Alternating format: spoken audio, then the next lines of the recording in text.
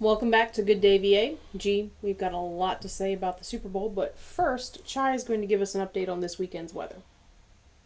Ellen and Weather, brought to you by Petersburg Jewelers.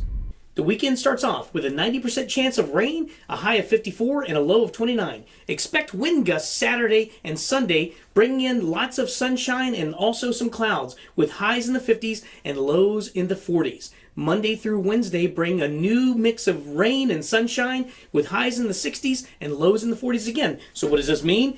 Get out there and enjoy the outdoors while you can, but just be prepared for the occasional shower. Whether it's raining diamonds or sapphire skies, add a little sparkle to your day with Petersburg Jewelers. Thanks, Chai. There is so much to say about Super Bowl 57. Where do we even begin? Well, let's start here.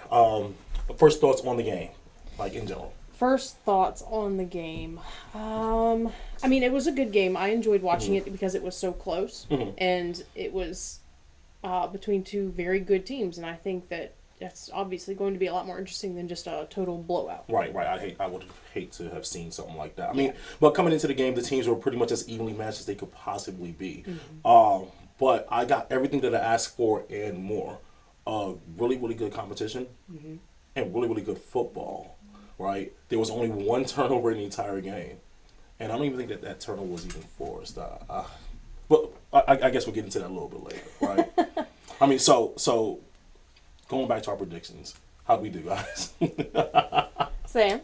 Well, I was disappointed. The riots in Philadelphia were underwhelming, and there was no wide-scale property damage, so I was wrong. Gotcha. And the Chefs won. The Chefs won. And I'm not to pat myself on the back, but I called it for the Chiefs. Whatever. I was really, really hoping that the Philadelphia Eagles pulled it off. My heart goes out to Jim. He played so well. Oh yeah. And the man was so gracious. Absolutely. Even after losing in his press conferences and everything, he was just, you can tell. It's painful for these guys. They've worked so hard to get there. But he was so gracious, and he handled that loss so well. He did. So let's talk about the turnover. So Hurts numbers: 304 passing yards, 3 rushing touchdowns, 70 rushing yards, 1 passing touchdown, and 1 fumble. Do you think that lost the game for them? I'm not going to say it lost the game for them, because there's also that controversial penalty towards the end of the game, which we can talk about also later. So I'm not going to just say that lost the game for them. It's hard to pinpoint losing a game that's that close on any one particular thing when more than one thing happened. Okay, you know what I'm saying? I can take that. Go ahead. It's kind of like saying Julius Caesar being assassinated led to the War of 1812. It's just kind of the way it worked out. So you can point to any point in that timeline and be like, this is what led to this thing. That makes sense. That makes absolute sense. But I do think it definitely could be. Realistically speaking, I do believe that we might be having a different conversation if he doesn't fumble the ball. They were headed down the field. They might have gone up 21-7 after it was a fumble for a touchdown. That tied the game. I can see that. Yeah. What quarter was that fumble? The second quarter. So, but then there was a fourth quarter comeback. So there's a lot of different phases here that elapsed since then that they were winning going into the fourth quarter. Right. So putting it all on a mistake that happened in the first half, seems reductive. I also think, even though the Chiefs won in the end, you could also say that Patrick Mahomes having his ankle caught there, I can't remember which quarter that was, that also probably had some sort of impact on the game as well. Because after that, he was limping again, like he was at the end of last 2 weeks ago. Right, he was. So here's what I say to that. Because you make a great point, Sam. But let's talk about the psychological part of this. Let's say he doesn't fumble the ball and he do go down, because they were making progress and they were driving the ball. Let's say he does go down and score. It's 21-7 in the Super Bowl.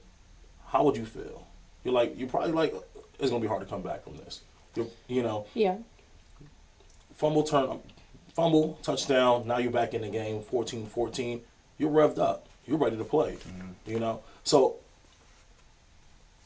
I don't know. I would assume someone who's playing at that high a level of professional sports has the mental fortitude to be able to hit the reset button. You know, you see playoffs, comebacks all the time in sports where it seems impossible. So I think these guys know that, you know, every time they go out there, it has to be a isolated thought process just on the job that they have to do. Right. For what they say, a lot of people say that's some people's greatest strength is the ability to do that.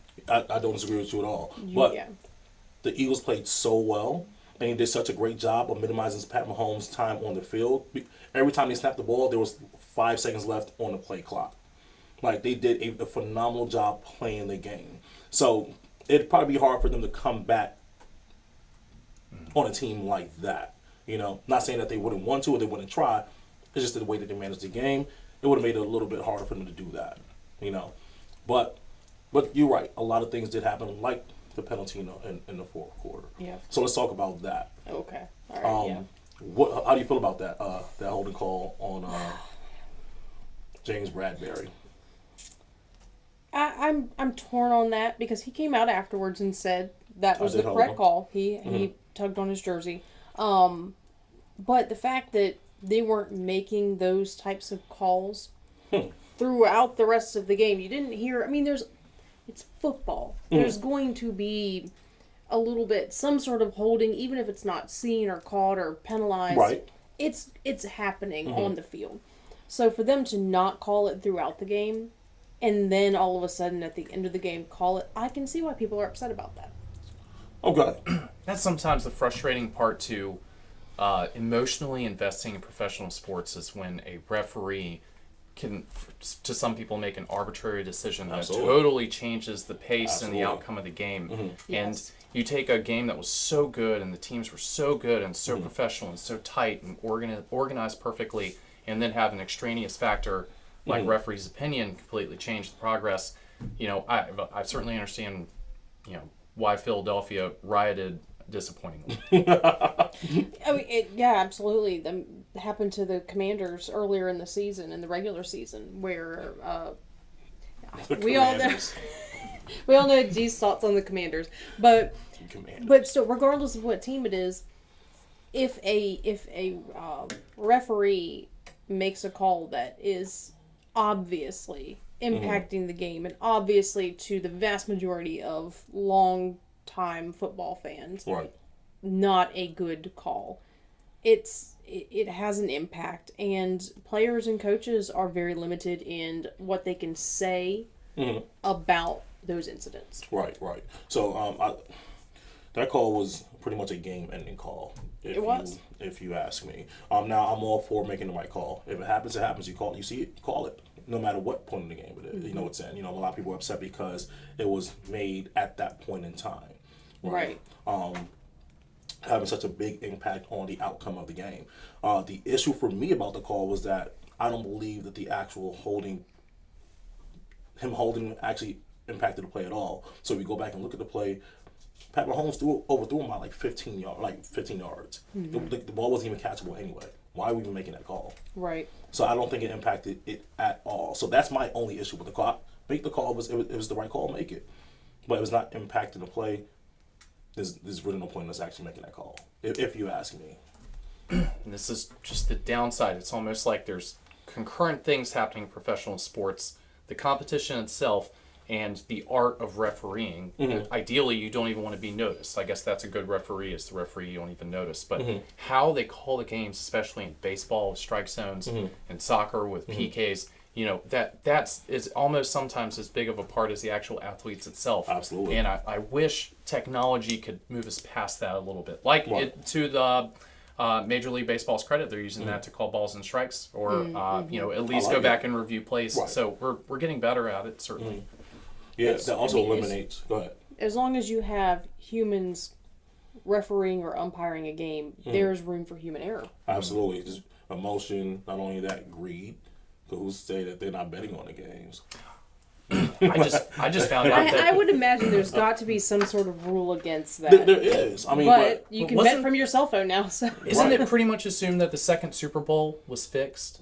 The or maybe it was the third where they were trying to merge the leagues, but one of them was, I think the AFC was not doing well, so they threw the game to get the Colts, right? Wasn't it Johnny United? Joe Namath. So yeah, I mean, this is pretty well known that games are fixed from time to time.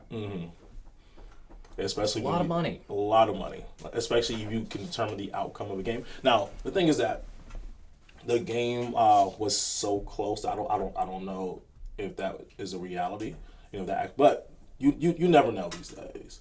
A lot of people, I could see where somebody would say that call was preferring the Chiefs over the Eagles. Absolutely. And it was the third Super Bowl, and yes, the Jets won, and that in turn led to the two leagues merging and forming, right, the NFL that we know about. So, that was a formative event in the league. One of the greatest baseball players of all time threw games for a decade, right? Pete Rose was a maniac with it. Wow. So this is, I mean, I don't know, I might be being conspiratorial here, but, when human beings and institutions are involved in that much money, some things aren't to be left up to chance to some people. I don't disagree at all. But ultimately, I don't like the call. And you, I guess, what was your vote on the call? I would say, I would agree. I didn't care for that call. Yeah. Even though it did lead to my accurate prediction. Your accurate prediction. I got you. Okay. So, now, Pat Mahomes ended up winning the MVP. He threw for 182 yards and 3 touchdowns versus Jalen Hurts, 304 yards, 3 rushing touchdowns, and again, 70 rushing yards. Do you think he actually outplayed Jalen Hurts? Has it ever been an NFL? Maybe I should know that. Has it ever been an MVP on the losing team? That's a good question. I'm not sure.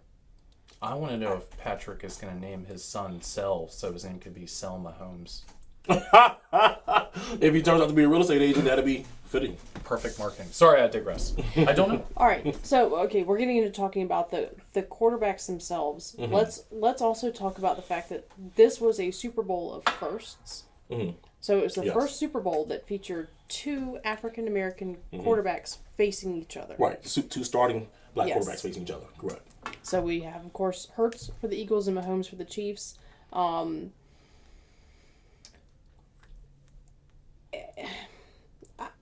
it comes to not comparing them, but just continuing along, talking about Patrick Mahomes, my whole thing, the reason that I said that I thought the Chiefs would win is because Mahomes, regardless of talent, compared to Hurts or any other quarterback, I think his star quality is his grit and pure determination to win, regardless of what it takes. Not saying that he would, cheat or anything like that, but you can look at it. No, I'm kidding. You can see it in the clips that show him up close when he's running the ball. The look on his face, it's nothing but determination. He is going to make that play as best as he possibly can. And to me, that's why I predicted for the Chiefs, because his pure determination is something that I have not really seen matched. No, not even with Jalen Hurts plays.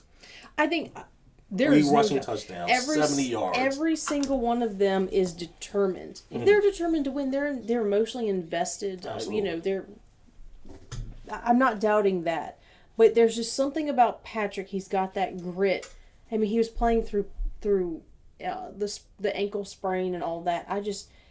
It's just something, an extra little spark there for him where he's got his mind set, and maybe it's his ability to focus. I can't pinpoint exactly what it is, but there's something about him that amongst a league of very determined people, he is even more determined in my opinion. Okay. I mean, coming out and playing on her ankle, and pretty much not necessarily back-to-back games, but in the span of 3 weeks? 2 or 3 weeks. 2 to 3 weeks. Yeah. Beating the Bengals and then coming back and winning the Super Bowl. I would not disagree with you. He's definitely a determined player and willing to lay it out on the line for his team. But I do believe that his athletic ability and his skill set has a lot to play with that, or has a lot to do with that as well. It's astounding. Yeah, absolutely. I think that as a quarterback, in terms of his athletic ability and the skill set, I do think he's a better quarterback than Jalen Hurts. But I do think that Jalen Hurts did win more than Pat Mahomes did. You think he was more qualified for MVP? I don't know, right? And here's why I say that. Because You're paid to know. this is true. Well, Not paid enough, which is why. Mahomes was MVP for the game itself, but he was also MVP for regular season. Right, absolutely. So he won both. Right. By the way, our off-camera nerd has informed us that Chuck Howley, linebacker for Dallas Cowboys, won MVP on the losing team in Super Bowl V, Dallas 13, Colts 16, and lots of people probably got rich. Thank you. Thank you, Craig. He was holding that up for 10 minutes. I tried to ignore him, but whatever. No. But where we at? MVP. Mahomes was MVP. So, should he have won MVP? Based off of the numbers, Jalen Hurts obviously, looks better on paper. Mm-hmm. But that's because, again, they limited, his Pat Mahomes' time with the ball, right? So I think that Pat did what he could within the time that he had. 4 passing yards, 3 passing touchdowns, and no turnovers. Mm-hmm. So that's perfect. Right. I mean, how do you play better than that? You pretty much don't, other than having a 100% completion rate. And I think the one time he was when he overthrew Juju Smith on that holding call. I feel like by default, MVP should go to the most important player on the winning team because that's literally the catalyst that led to victory. So, and ostensibly without that MVP, it evens the odds about how the game was going to come out. So I'm not a fan of losing teams getting the MVP. I mean, I understand that it could be true, but this, the most valuable player have being on the winning team is part of that value. I don't disagree with that. Juju MVP is I guess Craig thinks that Juju Smith should have been MVP because he did get that holding call that changed the outcome of the game. He didn't do anything but run around and get but he did catch 4 first down passes. His jersey got tugged. He should win. He should win. Juju Smith for president. Or the referee should get MVP. There we go. That I agree. Good protest. There was another first in this game. Okay, talk to me. This was the first Super Bowl that featured 2 brothers playing against each other on opposite teams. But they had to be opposite teams to be playing against each other. Yes. Sorry, I over-explained it. Over-verbalized that. All right. Well, I over-understand. Just like a woman. So ouch. Travis Kelce. Thank you, Dunlop House. Travis Kelce, tight end for the Chiefs. Jason Kelce, center for the Eagles. They both play offense. I don't know if y'all watched any of the lead up to the game where they were talking to them and also their lovely mother, Mama Kelce, Donna Kelce. And she was excited, of course. Both of her sons are in the Super Bowl, Absolutely. But she was going to get, because they both play offense, she was going to get to cheer throughout the entire game. Right, because they are actually playing against each other. Right. And she wore the most awesome outfit that you could have designed. She always wears for game days when they play each other. She wears a custom jersey that has Travis's number on the front and Jason's number on the back. But she had one shoe was a Chiefs shoe, one shoe was an Eagles shoe. Her jacket was custom made, split down the back with Kelce across the entire back, and then each of the sons' numbers and names on each side. She went all out to show her support for both of her sons. I love it. I love it. It was fabulous. What a wonderful lady. She raised 2 high-level athletes. That means she probably was a huge source of their success. She spent a lot of time on the road driving them to football practice. I'm sure. But let's talk about the dad with the golden...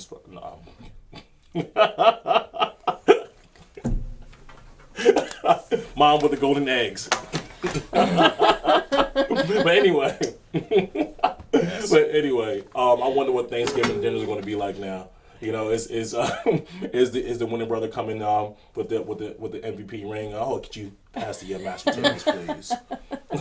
Yes, Also, just the I gravy. think Jason's wife is like 9 months pregnant, if I'm remembering correctly, and they literally she was there, but they literally had everyone on standby because they thought she could go into labor at any moment. Wow. Yeah. Could you imagine what that would look like? He'd have to leave the game. You were born in Arizona because we were at the Super Bowl. Well, as a dad, as Jason, would you leave the game? Do you leave the game? I'm gonna back out on this one. Y'all can discuss this. First child? Firstborn? Good question. I don't know. I don't know if this is his first child or not. Let's say it is. Yeah. Yeah, you gotta go. Fifth child? Nah. Just conference call. Zoom me in from the sideline on the timeouts. Oh my goodness. Our producer is calling that a consolation trophy. Oh my gosh. That's terrible. Hey, look, baby, you were gonna have to understand Dad was busy. Ooh. Winning you a Super Bowl ring. But Getting endorsement for your college tuition. Exactly. You're welcome. That was not the only baby of the game. It's all right. Rihanna. Oh, let's talk about that. Rihanna. Did y'all watch the halftime show? Mm-hmm. I did watch the halftime show. Yeah. What did y'all think? Thought it was fantastic. Rihanna's comeback. She's no Prince, but she's better than Creed. They did do that. Everything's relative. Right. So she took it as an opportunity. She just had a baby in, I think, March or May last spring. And so she announced via the Super Bowl, no words needed, that she was pregnant again. I thought it was fabulous. So, and it explained why she was really bundled up in a lot of bulky, furry things leading up. She was trying to keep that secret. Right. It did make sense. At the time she was trying to keep it secret? Leading up in all of her interviews leading up to the game, she was she would wear these big, super furry outfits and all, and they completely covered her. You could not tell anything. I have a question. When you're a celebrity, why would you even make the pretensions to keep things secret like that?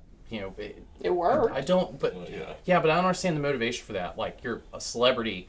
That's the whole point of your marketing and your PR is to be a public figure and everything. Yeah, but don't you give that away when you're exactly. And everyone's going to know. Lifestyle. So what's the point in people not knowing that you're pregnant and then you show up with a baby? Well, I think it was just for 6 months. Greatest baby announcement ever. Greatest baby shower ever. You had 1 million people at your baby shower. I mean, she didn't get any gifts. She didn't get any gifts. But yeah.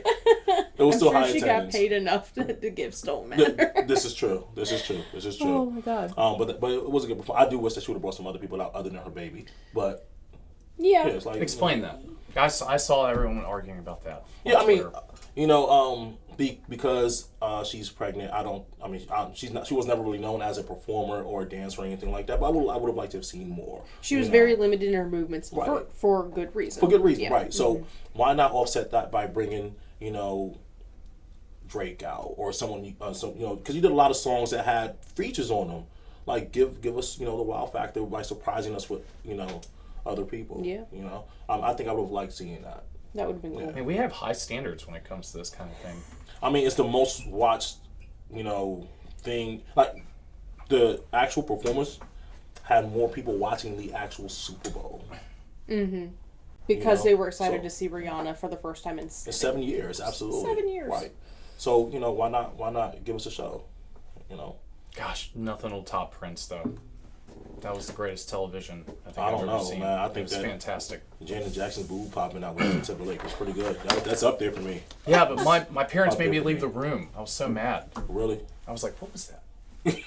There have been some pretty. What do you call that? I don't know if you've seen the memes that have come out afterwards, but all the dancers, the backup dancers, were wearing the white outfits, and they had them running onto the stage saying they were Chinese spy balloons coming in. Oh my gosh. There have been some pretty good jokes. Her people don't realize. A lot of people don't realize that her red jacket is a tribute to Andre Leon Talley, who was of course famous in fashion world. He wore a big red puffy jacket, Anyway, just random note. I thought it was Sam Smith for a couple of moments. It became clear though. Red has been like a trending color. We had that whole red themed performance at the Grammys, and now the red and white at the Super Bowl. Mm-hmm. Yeah. But a couple other moments of note in the honor ceremony. Cowboys quarterback Dak Prescott received the Walter Payton Man of the Year award. Awesome. And also during that ceremony, the medical team members who saved Damar Hamlin's life were honored on stage. Absolutely. Which I thought was an incredibly appropriate and awesome way to give tribute to those people. I agree. You look like you wanted to say something but didn't. No. I was thinking about Damar Hamlin's jacket he was wearing. Did you see that? I remember if I saw his. I saw him sitting there, but I want to say he was sitting next to Donna Kelsey, and I was looking more at her jacket. Oh, well, true. Touche. How exactly were? It was weird. I mean, everything makes everyone on Twitter mad, so everybody was mad, but it was a stylized Jesus with like a zombie face, like on a cross. So it was thought-provoking, certainly. Fashion, the fashion around football is an interesting thing. If you follow like the teams on Instagram, like especially when I follow the Bengals on Instagram, there's always in the lead up to the game they post Joe Burrow's outfit that he wears into the stadium, and isn't it? He's worn some interesting things. So collapsing empires are obsessed with fashion. All right. Gee, did you have anything else you wanted to talk about for the Super Bowl? Oh, hey, that's it for the Super Bowl 57 and sports. What you got coming up next, calendar day? Oh my goodness. All right. That is all for now. When we come back, we are going to dive into our discussion of microchipping by employers.